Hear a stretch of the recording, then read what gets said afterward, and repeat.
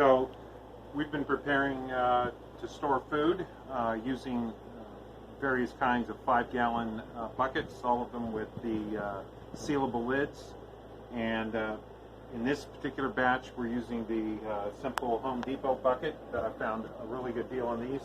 They're a little bit thinner plastic on the lid, but they're still a hard container. Of course, when you fill these with any kind of dry goods, you're looking to put a Mylar bag, and you have to get the large 5-gallon size Mylar bag into the bucket, and then put about 25 pounds of either beans, rice, lentils, those kinds of things in. And then I always mark the Mylar bag, because that could get separated from the bucket.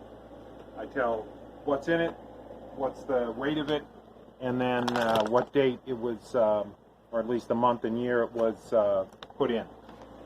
And then usually there's some kind of ISBN code and the UPC, and then what it actually is. I put that in with it.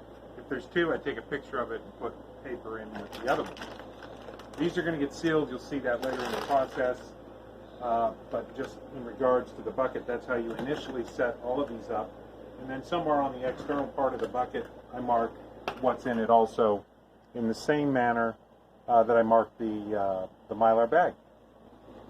Okay, we're going to go through the process of filling up, vacuuming out and sealing up these pinto beans that we just showed you. First item, and I'll just introduce the pieces as we go, is a typical hair straightener. We're going to use this to seal a channel on one side of the bag so that we can evacuate the air using a hose in the pump.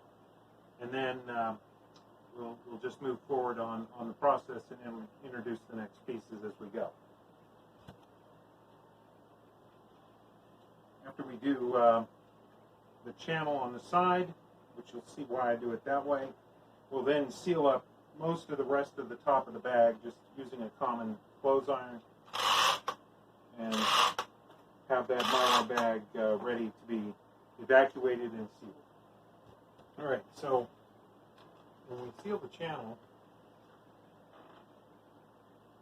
we're looking to seal it from the edge and create a channel over in the bag, wide enough to basically get a straw down in. So rather than a plastic straw, I use some hard object pen next to all this heat. And we're intentionally trying to make it long. And this Mylar just seals right up when you hit it with the heat. So that's sealed. Now I'll put this in to establish the channel that we're going to use to evacuate the bag.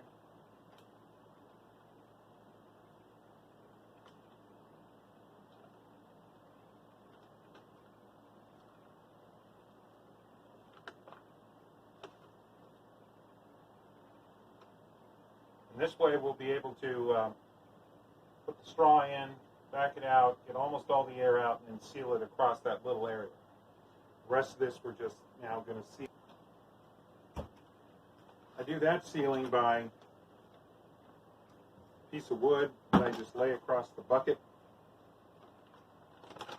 And I fold this bag over. And all we got to do is seal down 1 inch to 2 inches of the bag at the top, so that there's a good seal.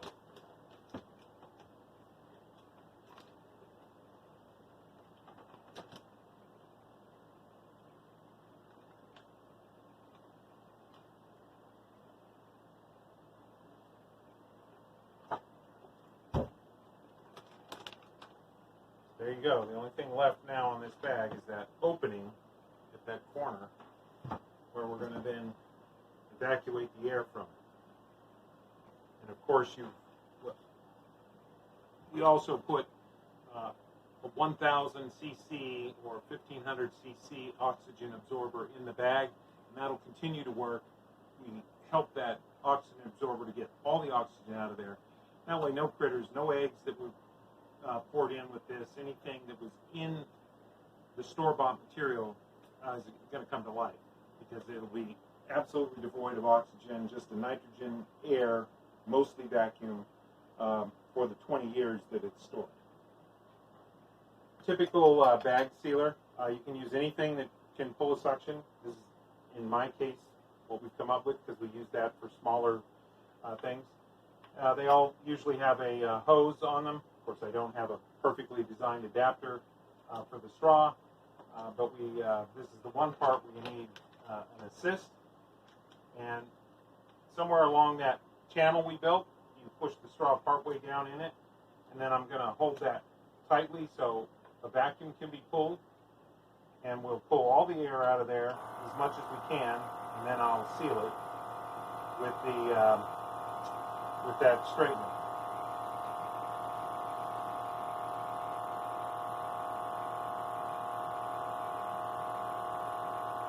And you can see the bag collapse down as the air gets pulled out. And then you get to a point where you're just at the losses with the jury rig setup that I have here.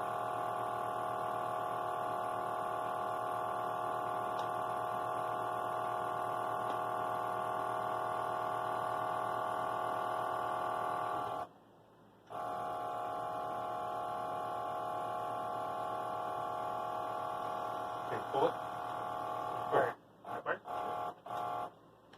And always get it below the straw, otherwise the straw becomes part of it, and there it is. Seal's closed, almost all the air's out. You push down and see that what little bit's left in there is not coming out. The oxygen absorber should take care of the rest of that. Tomorrow we'll check it, make sure it's kind of pulled down more and that there's no leaks, and then we'll seal the lid. And that's how you store one of these away. Should last for 20 to 25 years based on other sites that I've seen them doing these kind of preps for food storage.